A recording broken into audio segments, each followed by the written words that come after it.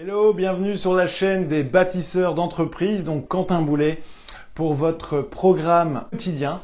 Aujourd'hui, je voudrais parler plus spécifiquement avec vous de la reconnaissance que vous pouvez apporter à vos employés. Alors vous êtes leader, vous êtes chef d'une équipe, ceci est fait pour vous. On va voir tout de suite comment augmenter la reconnaissance de vos différents employés.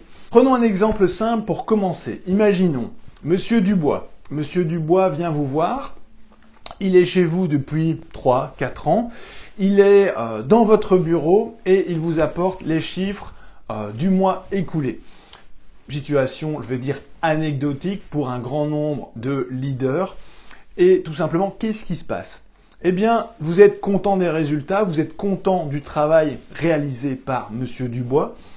Et en fait, vous lui témoignez. Et là, que se passe-t-il?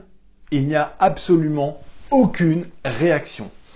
Et c'est cela qui est vraiment désobligeant, c'est cela qui est vraiment embêtant pour pouvoir continuer une relation convenable.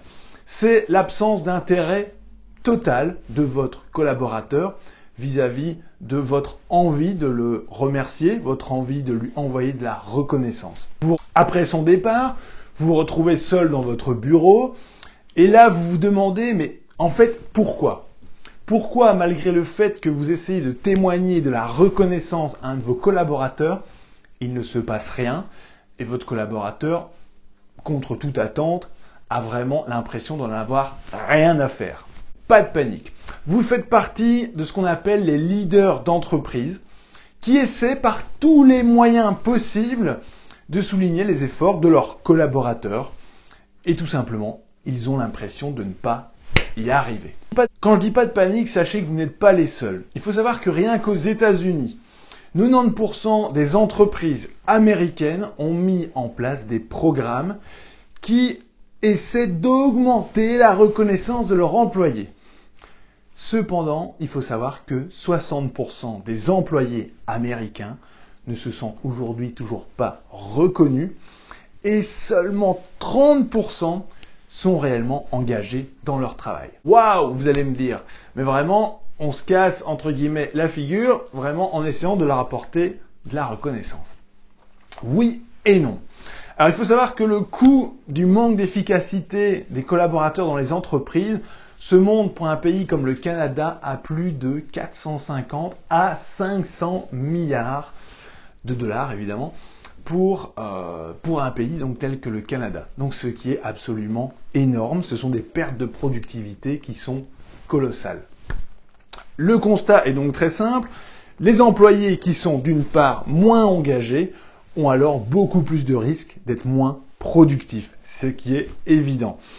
Ils accordent donc moins d'importance aux efforts dans leur travail et il y a une influence négative sur leur travail et c'est la productivité qui en paie le prix.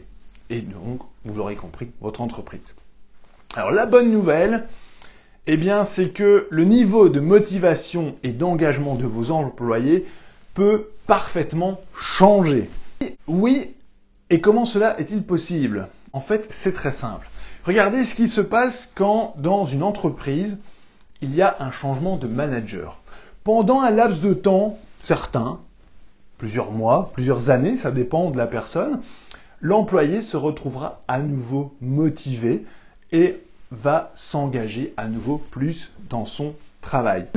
Pour que vous puissiez vraiment augmenter votre efficacité à votre travail, j'ai retenu un livre qui est de André Savard, qui est auteur de Maîtriser la reconnaissance au quotidien. Il a proposé différents profils de personnalisation pour vraiment comprendre les personnes que vous avez dans votre entreprise. Et il propose d'appliquer la stratégie de reconnaissance en fonction du profil que vous avez.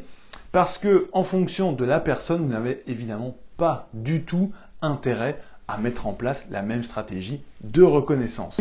Le but ultime est donc d'augmenter l'engagement dans le travail et faire augmenter la performance de vos équipes. J'ai retenu pour vous donc 5 types de profils que l'on verra dans la prochaine vidéo. Je vous laisse ici pour cette semaine et cet état des lieux en ce qui concerne la reconnaissance de vos employés.